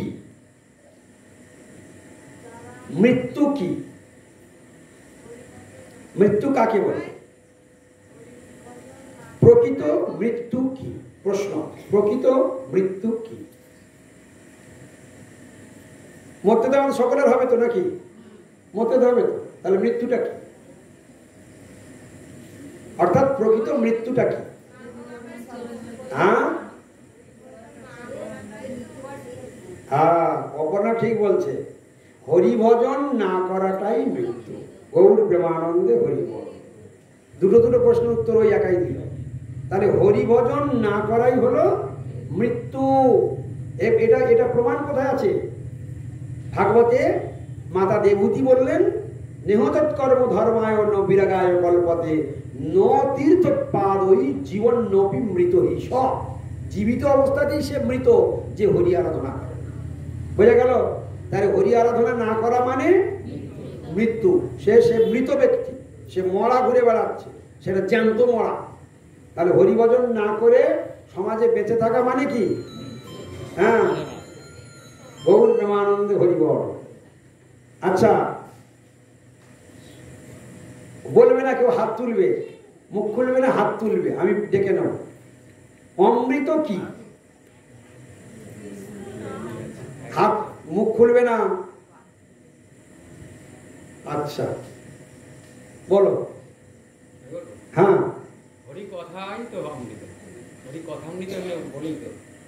গৌর প্রেমানন্দে হরিবল। তাহলে অমৃত কি? একমাত্র হরি কথামৃতই অমৃত।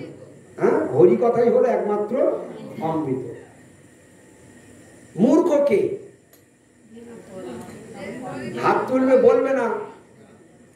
মূর্খ কে? যে হরিভজন। এগুলো এগুলো শর্ট শর্ট প্রশ্ন উত্তর, এইগুলো দিয়ে রাখা হয়েছে, এইগুলো চর্চা করবে, পিছনে এগুলো দেখবে।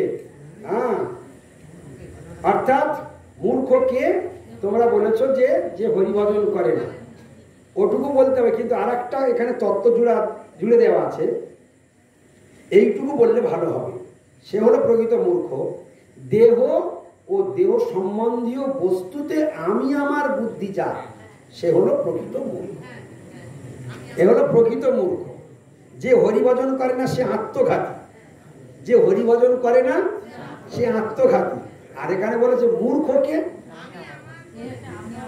দেহ এবং দেহ সম্বন্ধীয় বস্তুতে আমি আমার বুদ্ধি যার, সে হলো মূর্খ।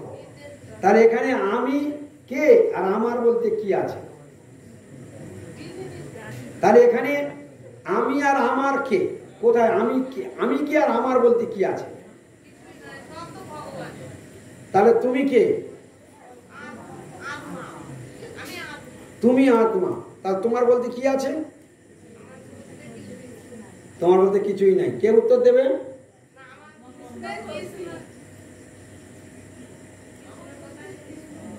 আমি কে? প্রশ্ন কি? আমি কে? আমি আমি আত্মা। তাহলে আমার বলতে কি আছে? হ্যাঁ,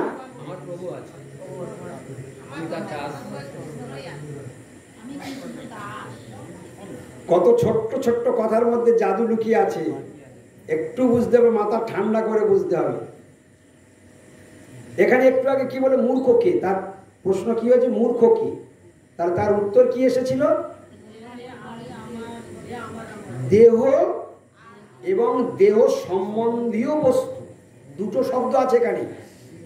দেহ এবং দেহ সম্বন্ধীয় বস্তুতে যার আমি আমার বুদ্ধি আছে, সে হলো মূর্খ।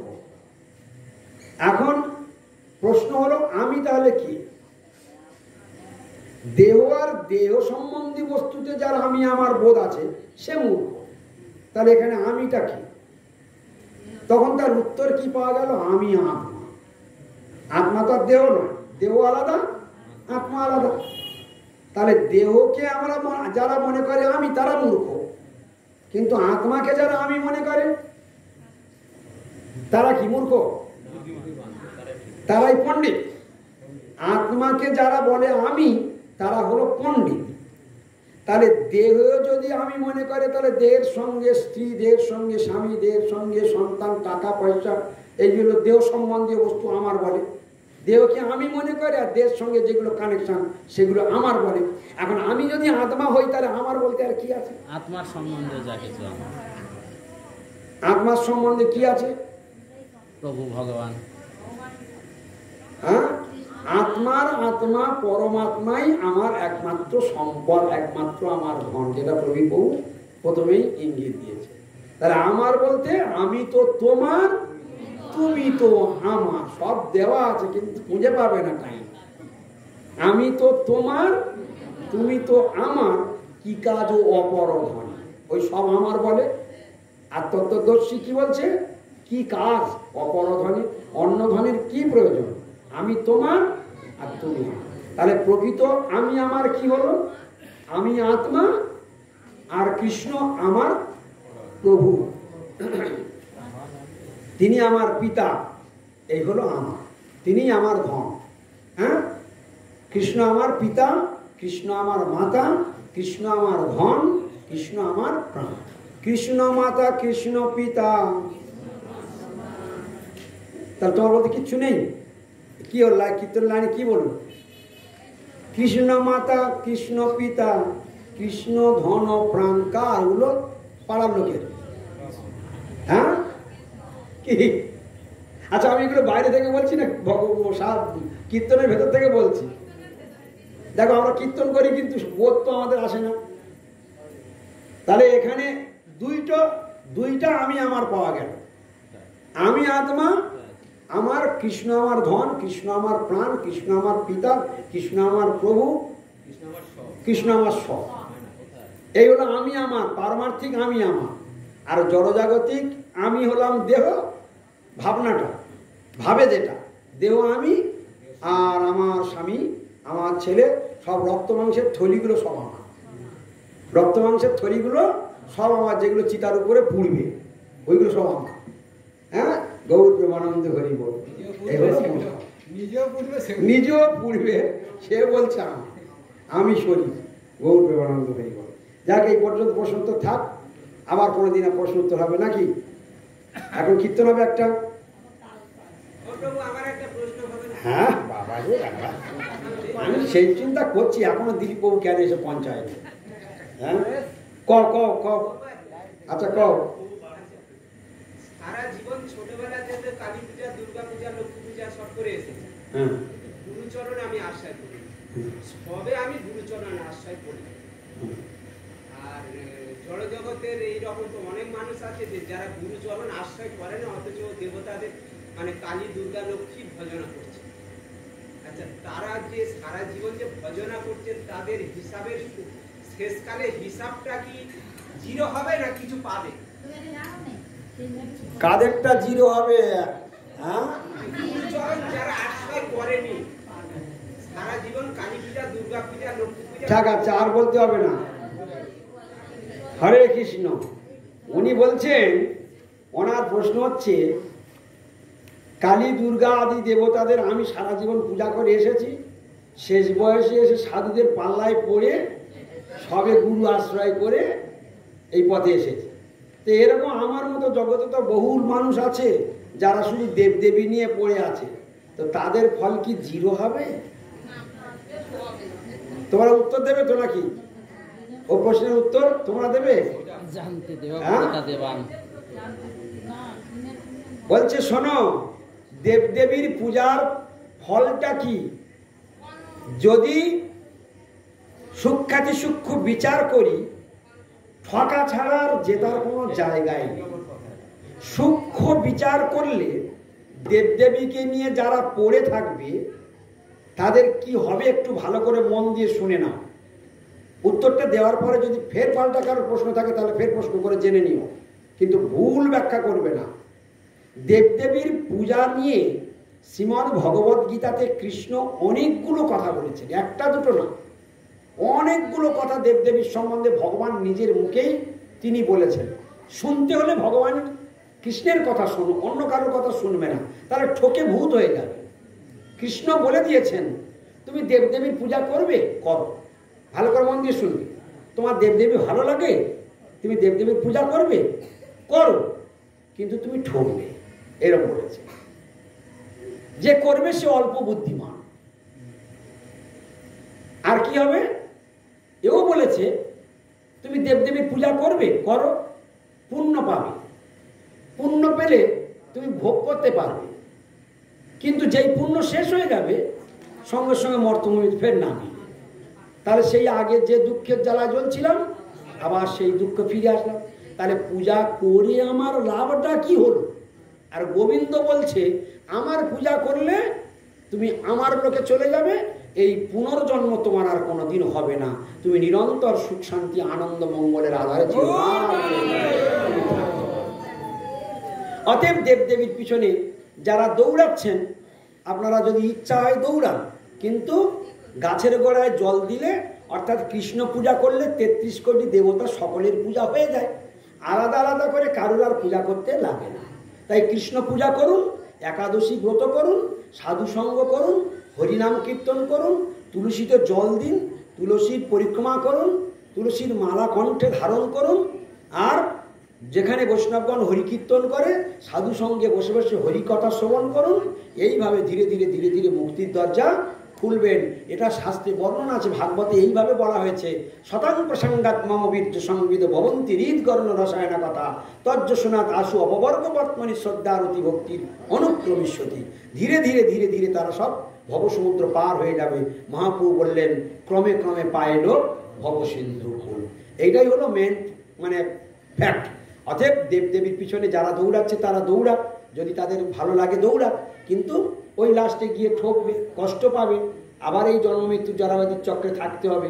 আর কৃষ্ণ পূজা করলে এই জন্মমৃত্যু জরাব্যাধির চক্রে থাকতে হবে না। কার কি প্রশ্ন আছে বলে এবারে?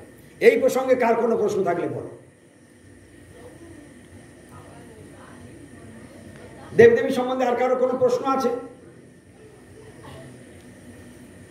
ব্যাস, প্রশ্ন খতম হয়ে গিয়েছে। হ্যাঁ, আমি একটা ছোট্ট প্রশ্ন করি, কেউ করেনি যখন, ও কেউ করেনি যখন দেবদেবী করলো কেন? এইবার তোমরা তো কেউ করলে না, বিশ্বজিৎ তোমাদের হয়ে করলো। বলছে তাই যদি হবে তাহলে এত দেবদেবী সৃষ্টি করার, হ্যাঁ এত দেবদেবী সৃষ্টি করার কি দরকার হলো? হ্যাঁ, ভগবান এই সৃষ্টিগুলো তো নাও করতে পারতো। হ্যাঁ, এরকম প্রশ্ন অনেক মূর্খরাও করে। বলি আচ্ছা, ভগবান তো মঙ্গলময়, ভগবান তো সকলের বাপ, তোমরা বলো ভগবান সকলের পিতা, তাহলে পিতায় সন্তানদের এত দুঃখ দিচ্ছে কেন? তিনি তো সকলের দুঃখ মোচন করে দিতে পারে, দেয় না কেন? গৌর প্রেমানন্দ হরি বল। হ্যাঁ, আচ্ছা, তোমার আগুনে হাত দিলে কি হয়? তা শাস্ত্রে ওখানে বলা আছে আগুনে হাত দিলে হাত পুড়ে যাবে, তুমি ইচ্ছা করে আগুনে হাত ঢুকিয়ে দিচ্ছ, ওর জন্য দায়টা কার? হ্যাঁ, কার দায় ওটা? বলছে এটা জমিতে ওষুধ দেওয়ার জন্য এই বিষের ফাইলটা আনা হয়েছে। আচ্ছা, ওটা যদি তুমি গালে ঢেলে দাও ওটা কার দোষ? ওটা নিশ্চয়ই কৃষ্ণের দোষ, বা যে কোম্পানি তৈরি করেছে নিশ্চয়ই তার দোষ, কি ঠিক কিনা বলো? আচ্ছা, কোম্পানি দেশলাই তৈরি করেছে, তুমি ধূপ ধরে আরতি করতে পারবে। আচ্ছা, ওইটা যদি তুমি ঘরে কারোর ঘরের চালে কেরোসিন তেল ঢেলে আর বাগিয়ে দাও দেশলাই কাঠিটা, ওটা কি হবে? তাহলে দেশলাই কাঠি যে তৈরি করেছে সে খুব অন্যায় কাজ করেছে। হ্যাঁ, শুধু ইউটিলাইজ, ব্যবহার। দেবতাগণকে ভগবান নিজেই সৃষ্টি করেছেন, ভালো করে মন দিয়ে শুনবেন। এই দেবতাগণকে কে সৃষ্টি করেছেন? ভগবান সৃষ্টি করেছেন। কেন? তার প্রয়োজন আছে। এ বিশ্ব সংসারে যেখানে যা সাজে তাই দিয়ে তিনি সাজাইছে, তিনি সাজিয়েছেন সবগুলো। যারা যারা ভগবানের দিকে যেতে চায় না, যারা কামনা বাসনাগ্রস্ত, কেন দেবদেবীর পূজা করে কৃষ্ণ তাও বলে দিয়েছে। বলছে দুটো সাইড, শুনে নাও ভালো করে। কেউ বাড়িতে রেঁধে খায়, আবার কেউ ছত্র ধরে খায়।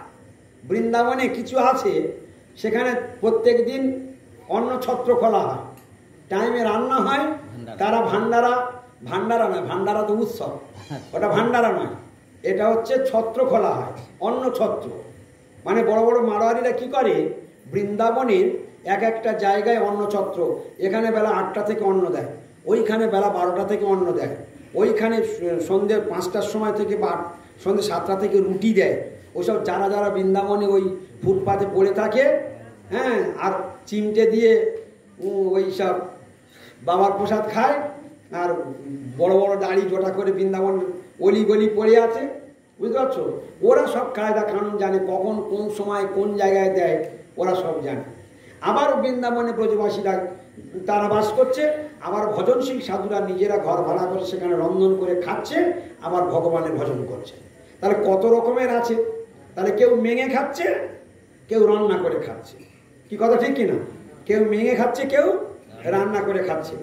এইখানে আমাদেরকে বুঝতে হবে দেবতাদেরকে ভগবান কেন সৃষ্টি করেছে।